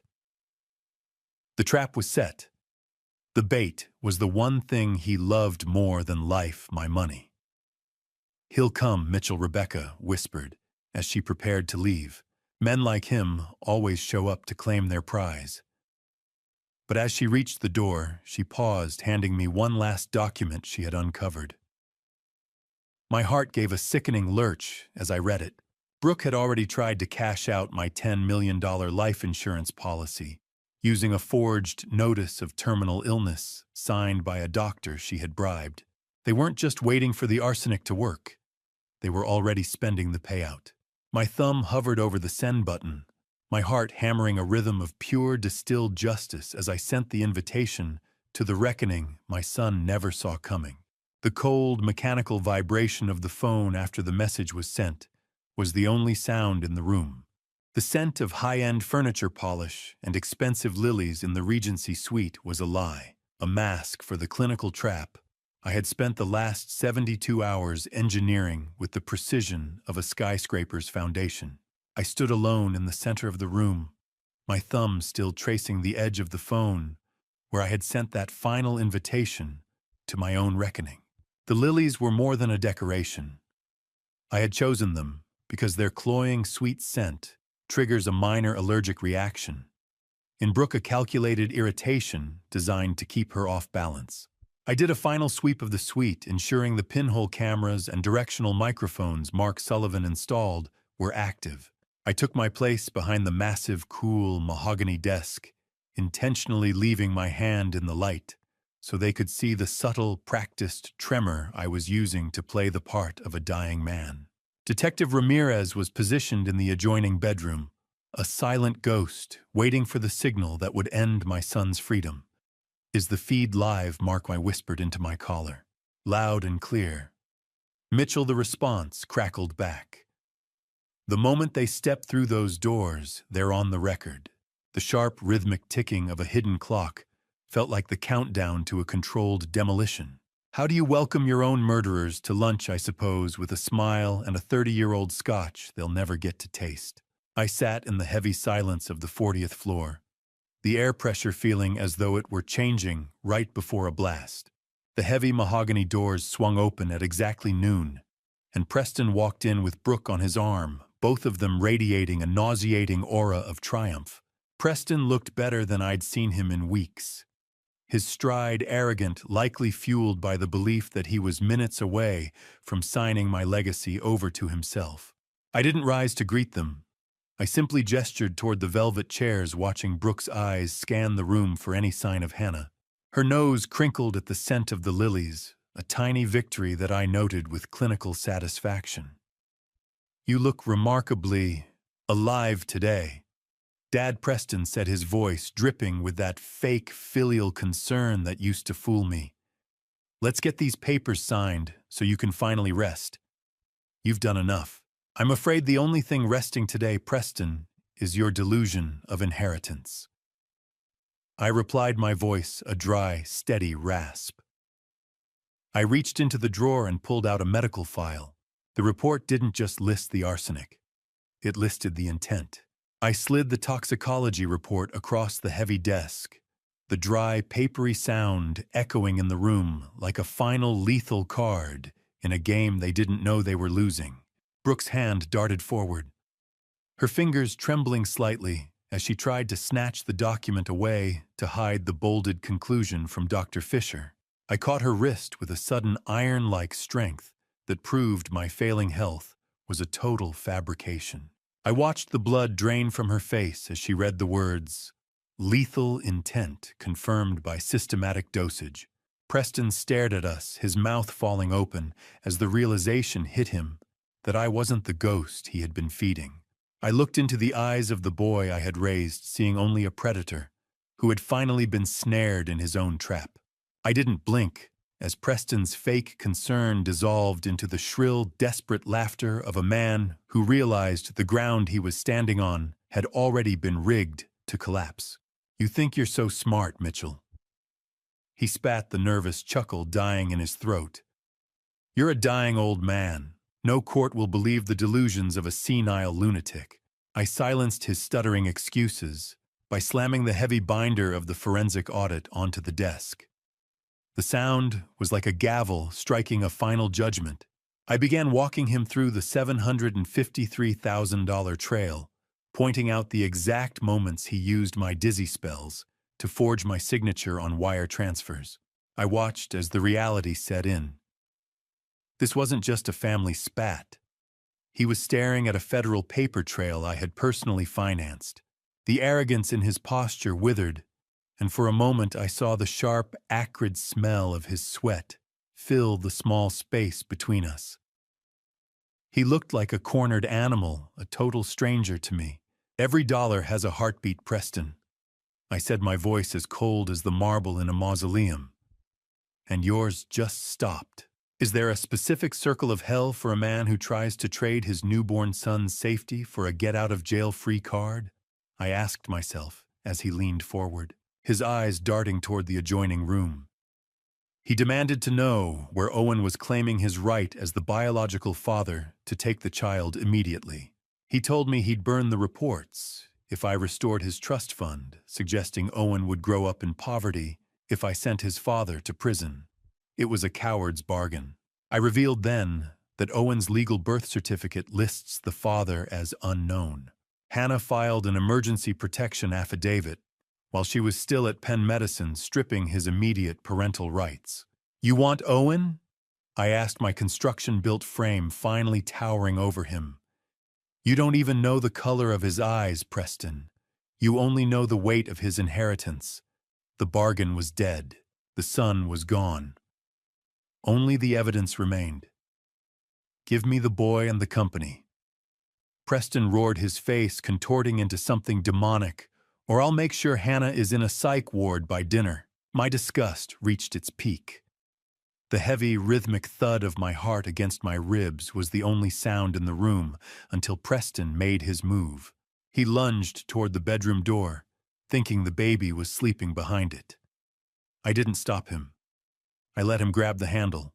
Preston's hand froze on the bedroom door handle as the click of 3 service weapons being unholstered echoed through the suite's silence. Detective Ramirez, a 40-year-old veteran, with a face that looked like it was carved from Philadelphia granite, stepped out of the shadows with his badge held high. 2 uniformed officers followed their expressions, as grim as the situation demanded. Brooke's eyes darted toward the balcony exit, but the trap was already airtight. Preston turned, his face drained of color, as he looked from the barrels of the pistols to the man he had tried to murder. The bargain was over. Mitchell Stone watched as the son he had built a world for finally faced the consequences of trying to tear it down. The click of the handcuffs was the last sound I needed to hear. The transition from predatory silence to the deafening roar of authority was instantaneous. The air in the suite fracturing as Detective Ramirez's voice boomed over the frantic thrum of my own pulse. Preston's hand remained frozen on the door handle, a statue of caught guilt, as the clinical trap I had laid finally snapped shut. He tried to scramble backward, his eyes darting toward the window, but the uniformed officers swarmed the room with a practiced, lethal efficiency. He began to scream a shrill, hysterical sound, claiming I was the one who had poisoned him during our last tea visit. It was a desperate gamble, but Detective Ramirez didn't even blink. The tea was swapped for a non-toxic sedative by Mark Sullivan hours before you ever touched that cup. Preston the detective said, his voice cold. We have the swap on camera. Officers forced my son to his knees on the plush Regency carpet, the blue and red flicker of police lights from the street reflecting against the gold leaf ceiling. I watched unmoved as the arrogance he'd worn like a bespoke suit was stripped away by the cold, biting sound of handcuffs ratcheting shut. 35 years of fatherhood ended with the click of a ratchet. He began to babble, his loyalty dissolving as quickly as his inheritance. It was her idea Brooke brought the powders, Mitchell. I was just protecting the company. Quiet, Preston, I said, my voice a dispassionate rasp. Every word you speak only adds another year to your sentence. I looked out at the Philadelphia skyline I had helped build and wondered how I could have ever seen a successor in this broken shell of a man. In the chaotic humiliation of the arrest, I realized the room was suddenly lighter. Brooke Sterling had exploited the moment the officers tackled Preston to slip through the side service entrance. I looked around, my heart giving a sickening lurch as I realized the lingering, suffocating scent of her floral perfume was the only thing she had left behind. I signaled to Mark Sullivan, but the hallway was already empty. Brooke was like smoke, impossible to hold and poisonous to breathe. She hadn't stayed to fight or defend her lover. She had calculated the odds and chosen flight the second the first badge was shown. She's gone, Sir Mark said, his face illuminated by the static-filled rasp of his security radio. She used a service elevator override we didn't account for. I gripped the edge of the mahogany desk, a sudden cold alarm replacing my victory.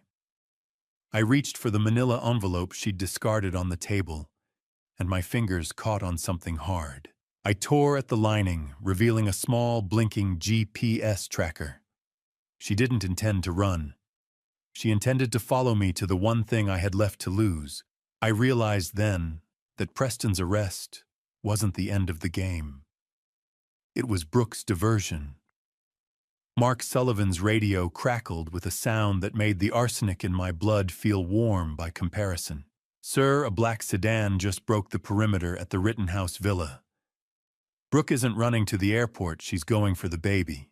My relief died in my throat, replaced by a panic-stricken but lethally purposeful clarity. I didn't wait for the officers to lead Preston out. I was already moving toward the door, the ghost of my fatigue forgotten as I raced to protect the future from the woman who had already destroyed my past. The screech of tires as I threw myself into the back seat of the town car was still echoing in my mind, my heart a hammer against the fragile architecture of my ribs.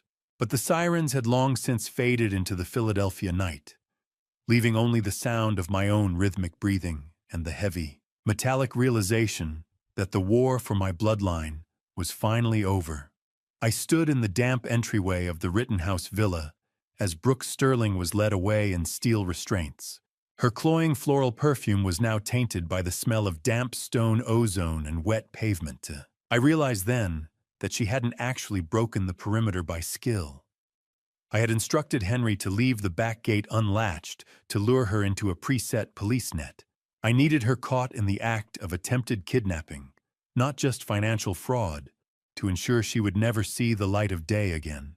She didn't look like a master strategist anymore. She looked like a cornered animal realizing the cage was reinforced with the very steel she thought she could bend. I watched the police cruiser pull away, the red and blue lights reflecting off the nursery window, where baby Owen slept undisturbed by the violence that had just tried to claim him. The threat was no longer a shadow in the hallway, but a booking number in the system. "It is over, Brooke," I murmured as they pushed her into the car. "You underestimated the foundation. This city belongs to the Stones, Mitchell. She spat back, her eyes wild. We were just the current residents. I watched her go with a cold, absolute closure, feeling a physical weight lifting from my chest. Do you know what silence sounds like when you've spent months waiting for the sound of your own heart to stop? It is a heavy, deafening peace that makes the marrow in your bones feel solid again. I sat in the library of the villa, the smell of damp stone and morning dew drifting through the cracked window. The tremors in my hands had subsided to a faint hum, and the gray pallor of my skin was finally yielding to a flush of real life as the detox protocol took hold. I watched the sun begin to crest over the Rittenhouse Square skyline, the warmth of the first sunlight hitting my face. I realized that I didn't just build these towers, I survived them. I was no longer listening for a poisoner's footstep. I was listening to the rhythmic, soft breathing of the baby from the monitor. Hannah Vance appeared briefly at the door, her face still pale but her eyes clear. "You should sleep, Mitchell," she said softly. "You look like you're finally back." "I will," I replied. "I just want to watch the city wake up, without me needing to fix it for a moment." The tea was just tea. The air was just air. I was just Mitchell. The absence of the metallic taste in my mouth was the sweetest victory I had ever tasted. I reached for a book on the side table but found a final letter from Brooke instead. It wasn't a threat, but a list of other board members she had been consulting for detailing secret offshore agreements. I closed Brooke's letter and looked at the names of my colleagues, realizing that the healing of my body was just the preparation for the purge of my boardroom. The rot in Stone Enterprises went far deeper than my son. The glass doors of Stone Enterprises didn't hiss open for me anymore. They felt like the gates of a temple I had allowed to be desecrated, and I was back to perform the exorcism. The polished granite lobby looked the same as always, but it felt like a battlefield I was finally ready to clean. I had used the embezzled funds recovered from Brooke's offshore accounts to create a permanent legal defense fund for any employee ever wrongly accused by the firm, a foundation of justice to replace the one built on greed. I convened an emergency boardroom meeting at exactly 10 a.m. I didn't seek consensus. I delivered a verdict. I laid out the evidence Brooke's final letter had provided, watching the faces of 3 senior directors turn the color of ash as I detailed their secret consultation fees and offshore agreements. "You didn't just bet against my life," I told them, my voice a cold, clinical blade. "You bet against the integrity of this firm. Consider your resignations a mercy I didn't show my own son." By noon, the rot had been surgically removed, leaving only the clean, honest stone behind. Can you ever truly wash the blood off a balance sheet? Or do you just keep adding enough good to outweigh the bad? I stood in the lobby at 2 p.m., the smell of floor wax and expensive cologne, a sharp reminder of the world I had built. Leo Grant, a 30-year-old father of 2, with the tired eyes of a man who had spent months defending a ghost of a reputation, walked in clutching his briefcase like a shield. Marcus Thorne, younger and more brittle than Leo, looked around the lobby as if he expected the walls to collapse on him at any moment. I stepped forward, the echoing sound of my heels on marble the only noise in the atrium. I handed them each a cool, heavy settlement envelope and a senior management contract. "I didn't just bring you back for your skills, Leo," I said, looking into his eyes. "I brought you back for your honor." Looking into their eyes, I saw the exact moment their dignity was restored, a construction project far more important than any skyscraper I had ever designed. 30 years to build. 1 morning to clean. My real legacy wasn't the buildings, but the people I had failed and then fought to save. Later that day, I attended Preston's sentencing hearing. The blinding, honest sunlight through the courtroom glass felt like a physical weight. Preston attempted to blame my parenting for his crimes, but the judge revealed that I had actually set up a secret scholarship fund in his name decades ago, a fund he had been siphoning from since his college days. As the bailiff led him away to begin his 15-year sentence, he stopped and looked at me. his eyes filled with a terrifyingly clear recognition. "You're still a stone, Dad," he hissed, his voice a ragged shadow of the one that used to laugh at my dinner table. "You just traded a son for a stranger's baby." I didn't answer. I simply watched him go the last link to a version of myself I no longer recognized. I walked out into the Philadelphia afternoon, the air smelling of rain and asphalt, feeling the weight of the company and the weight of the future finally coming into balance. The war was over, and for the first time in my life, I wasn't the one holding the line. I was the one letting it move forward. The morning sun didn't just illuminate my office. It felt like a spotlight on a stage where the actors had finally changed, replacing a hollow villain with the woman who had saved the foundation of my life. I stood in the quiet of the Rittenhouse Villa at sunset, a place that no longer felt like a bunker, but a true sanctuary. Before we returned to the corporate glass towers, I handed Hannah a document that would ensure her place in my world was immutable. "I have officially adopted you as my legal daughter, Hannah," I said, watching her eyes widen as she read the filing. "You are a stone by law now, with full voting power on the board that no one can ever challenge." I led her into the executive suite that used to belong to the CFO, now reorganized as the Department of Internal Audit and Ethics. I handed her the master digital key, the weight of the metal, a symbol of the trust I was placing in her hands. "This isn't just a job, Hannah," I told her, my voice a gravely rumble of pride. "You are the heartbeat of this company's conscience now." She sat behind the desk, with a confidence forged in the fire of her survival, the smell of fresh ink on high-quality paper filling the room. "I won't let them down, Mitchell," she promised. "I know exactly where the shadows like to hide." Leadership isn't about the height of the tower. It is about the depth of the roots. I spent the hour reviewing the transparency protocols she had designed, realized that she was the true successor I had been searching for all along. Later that evening, I stood on the balcony of the Rittenhouse Villa, the cool spring breeze off the square, ruffling my hair. I was holding baby Owen, his weight a solid, comforting presence against my chest. The city lights below twinkled like a sea of diamonds, a landscape I had spent 40 years shaping. But I now viewed it with the perspective of a man who finally knew what mattered.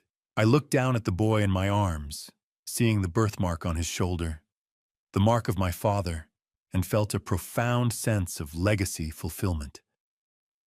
The poison was gone. The stone remained. Hannah joined me, the warm glow of the sunset, hitting the glass towers in the distance. "He looks just like you when you are thinking about a new project," she said, leaning her head against my shoulder. The soft, rhythmic cooing of Owen was the only sound in the peaceful twilight. "He is my greatest project, Hannah," I replied, "and I am just getting started." I reached into my pocket and handed her one final document, the deed to the Rittenhouse Villa in her and Owen's names. "I intend to spend my remaining years traveling and consulting." I explained, feeling a serenity I hadn't known since I was a young man. "I am leaving the foundation to you." I turned away from the skyline and looked into Owen's dark, serious eyes. I knew that while I was the architect of the past, he was the blueprint for a future where the stone name finally meant something good. The war was over, the rot was purged, and for the first time I could look at the horizon without wondering what was being stirred into my tea. I was Mitchell Stone, and I had finally built something that would last. I adjusted my cufflinks in the mirror, the silver catching the light, as I realized that for the first time in years, the man looking back at me wasn't haunted by the shadows of his own boardroom. The cold, heavy weight of the cufflinks against my wrists served as a grounded reminder of the physical strength I had clawed back from the brink of arsenic-induced decay. The grand ballroom of the Bellevue was a sea of expensive perfume and floor wax, an arena of light where the orchestra played a rhythmic, echoing waltz that masked the true nature of my presence here. Tonight wasn't about construction contracts or the skyline I had built. It was about the launch of the Stone Foundation for Ethics in Business. I stood beside Hannah, who looked radiant and formidable in her role as the Foundation's primary trustee, her presence a living testament to the survival of the Stone name. We moved through the crowd, accepting the performative apologies of board members who had once looked the other way. But my focus remained on the encrypted tablet tucked into the inner pocket of my tuxedo jacket. The gala itself was a carefully engineered distraction.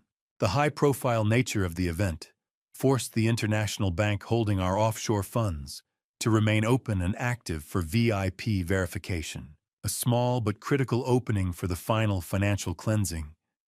I lead a quiet life now, but I haven't forgotten how to dismantle a structure. "You've done it," Mitchell Hanna whispered, as we paused near the champagne fountain. "You've turned the scandal into a sanctuary." "I didn't do it alone, Hannah," I replied, my voice a gravely rumble. "And we aren't finished until the last penny is back where it belongs." "Is it still a heist if you're taking back what was always yours?" "The law says yes, but the blood in my veins says it's just home building."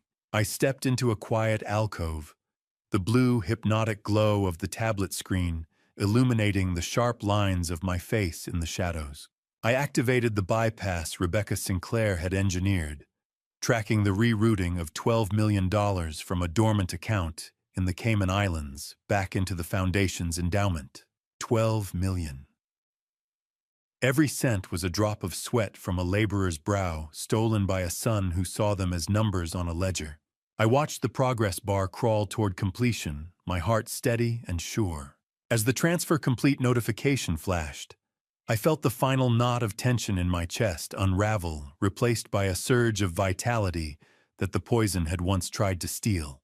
"Checkmate, Brooke," I muttered to the empty alcove. "Wherever you are." But as I reviewed the final logs of the transfer, my eyebrows pulled together in a sharp, investigative frown. I discovered that a significant portion of the recovered millions hadn't just been siphoned from Stone Enterprises. It had been funneled into Brooke's accounts by an unknown benefactor, a separate stream of capital that predated Preston's involvement. This wasn't just a family betrayal, it was a corporate hit. I tucked the tablet away and looked back at the crowd, my eyes scanning the socialites and the power brokers. My eyes landed on a familiar face at the back of the room, someone who shouldn't have been able to afford a ticket to this event, let alone be standing in the inner circle of my colleagues. The hunt wasn't over. It had just found a new architect. The sound of my polished shoes clicking on the marble floor echoed as I moved toward the shadows at the edge of the ballroom. I moved through the sea of silk and tuxedos, my hand hovering near the pocket, where the recovered millions sat in digital safety. But my eyes remained locked on the man in the threadbare charcoal suit, who looked entirely out of place. I didn't just find them by accident. I had secretly dispatched a private jet to the mountains of West Virginia days ago to ensure they arrived in time for the Foundation's launch. I reached the back of the ballroom and realized the suspicious guest wasn't a corporate spy or one of Brooke's associates, but a man whose weathered face mirrored Hannah's own features. Silas Vance, a man with hands like cracked leather and a suit that smelled faintly of cedar and wood smoke, stood tall despite the weight of the city pressing down on him. Beside him stood Martha Vance, a small bird-like woman whose eyes possessed a sharpness that suggested she had spent a lifetime looking for truth in the dark. "We aren't here to cause trouble, sir." Silas said, his voice a low rumble of mountain thunder. "We just heard on the news. We thought we saw our Hannah." "You aren't trouble, Silas?" I replied, my voice softening as I reached out to touch his scratchy, work-hardened hand. "You're exactly what this family is missing. Why do we spend millions on art and architecture when the most beautiful structure is a father finally holding his daughter again?" I guided Silas and Martha through the crowd, ignoring the whispers of the elite, as I led these simple, honest people toward the center of the room, where the orchestra was playing a slow, rhythmic ballad. When Hannah saw them, she froze, the high society mask she'd worn all night shattering instantly. The champagne glass in her hand trembled, the liquid blurring with the lights through her sudden tears. Mom, Dad. How? How did you get here? She whispered, her voice breaking. Mr. Stone sent for us, honey. Martha said, her voice trembling with a visceral relief. He said you were a hero. The diamonds in the room were fake compared to the raw tears on Martha's face. The reunion was visceral, a collision of West Virginia coal dust and Philadelphia marble. I watched as they embraced, realizing that my greatest achievement wasn't the construction of the foundation, but the demolition of the walls that kept this girl from her home. I sat back and watched the healing, the first real foundation I had ever built that wouldn't ever crumble. But as the crowd began to drift away, Silas pulled me aside, his expression darkening. He reached into his pocket and pulled out a crumpled check, one my son had written, that never cleared. He told us if we didn't sign a paper saying Hannah was unstable and a habitual runaway, we'd never see her alive again. Silas whispered, his eyes filled with a weary, ancient pain. He tried to buy our silence, Mitchell. He tried to buy our daughter's life.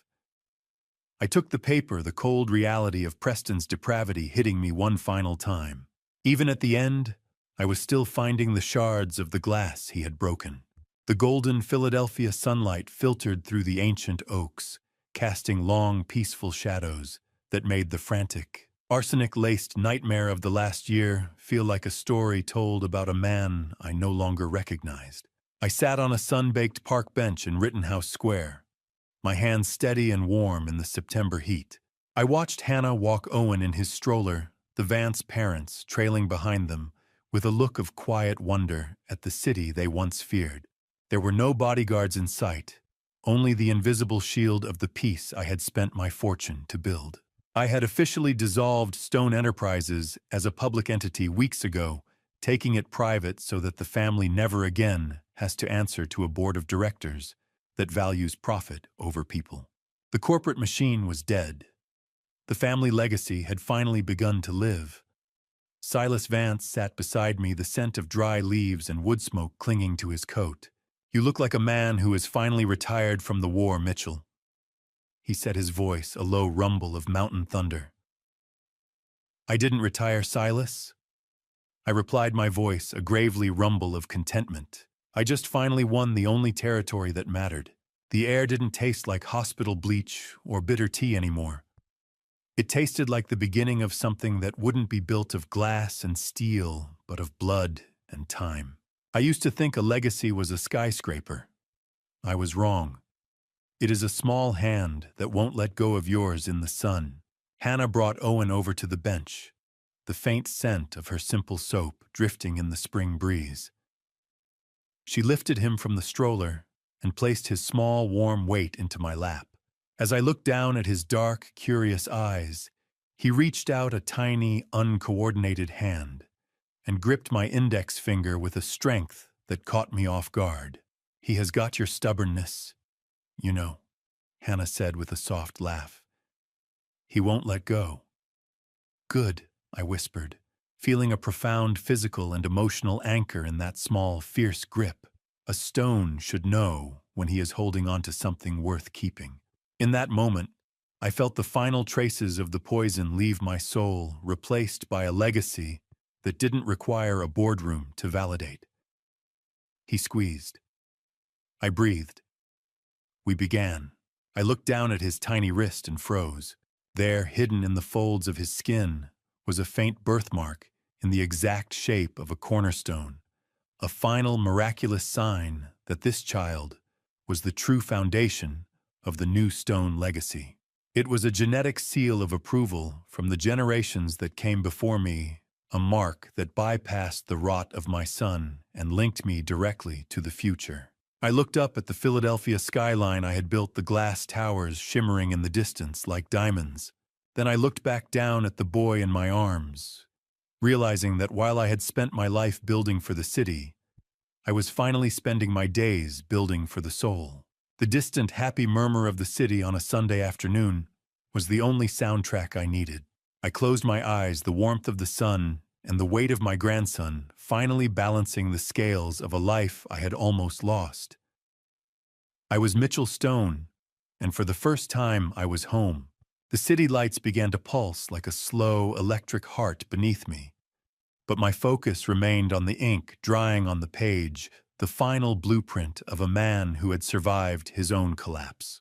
I stood alone on the balcony of the Rittenhouse Villa at twilight, the cool evening air of Philadelphia carrying the distant low hum of city traffic. I looked out at the skyline I had helped build, then back down at the leather-bound book in my lap, realizing that while I had spent my life building for the city, I was finally spending my days building for the soul. This journal was more than a collection of memories. I had embedded within its technical appendices the private keys to a blockchain trust. It was my final safeguard the funds would only release for Owen if Hannah's ethics department at the private firm approved his character at age 25. I sat at the small iron table, the smell of old leather and fresh ink rising to meet me as the pen felt light in my hand. I was no longer a man signing termination papers or authorizing hostile takeovers. I was a grandfather leaving a map through the dark. To my grandson, never trust a structure that doesn't account for the soul, I wrote, my hand steady despite the physical weariness that came with age. The greatest thing I ever built was the bridge back to this family. I detailed the history of the Stone name, ensuring he would know that while we built the skyline, we also learned to mend the spirits we broke along the way. I wanted him to understand that a true legacy isn't measured in stories of steel, but in the silence of a clear conscience. I wrote about the arsenic not as a tragedy, but as a teacher that showed me the fragility of a foundation built only on profit. The ink was dry. The debt was paid. The stone was set. I paused, looking up at the horizon as the sky turned a deep, bruised purple. For the first time in my life, I didn't feel the need to look at my watch or check a stock ticker. The frantic race for more height, more power, more time had finally reached its end. I was finally existing outside of time, a man whose work was finished and whose peace was absolute. The city lights continued their rhythmic pulse, but they were no longer my masters. They were simply a view. I felt a profound sense of closure, the kind that only comes when you know the next generation is standing on solid ground. As I prepared to go inside, I realized that my survival wasn't just a medical miracle, but a spiritual necessity. I had to live long enough to ensure the poison stopped with me. I reached the end of the final page, the heavy weight of the journey behind me, transforming into a buoyant lightness. I realized that my own story was just the preamble to Owen's. I stood up, my joints stiff, but my spirit unburdened. The tactile snap of the journal's clasp echoed in the quiet evening air, a sound of finality that rang truer than any boardroom gavel. I snapped the journal shut and looked toward the nursery, where a single light burned a beacon for the boy who would never have to taste the arsenic of my past. I walked toward the door, leaving the skyline to the night and my legacy to the light. Looking back at my family story, I realize I spent decades building an empire, but failed to build a relationship with my own son. Don't be like me. Don't measure your worth by the height of your towers while ignoring the cracks in your foundation.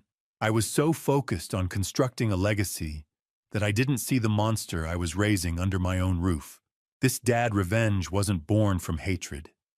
It was born from survival and the desperate need to protect an innocent child. But here's the truth. Revenge shouldn't have been necessary.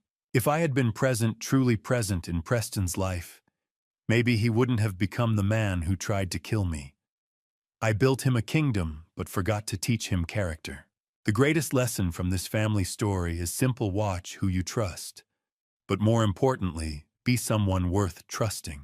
I ignored Hannah's suffering, dismissed the warning signs, and nearly paid with my life.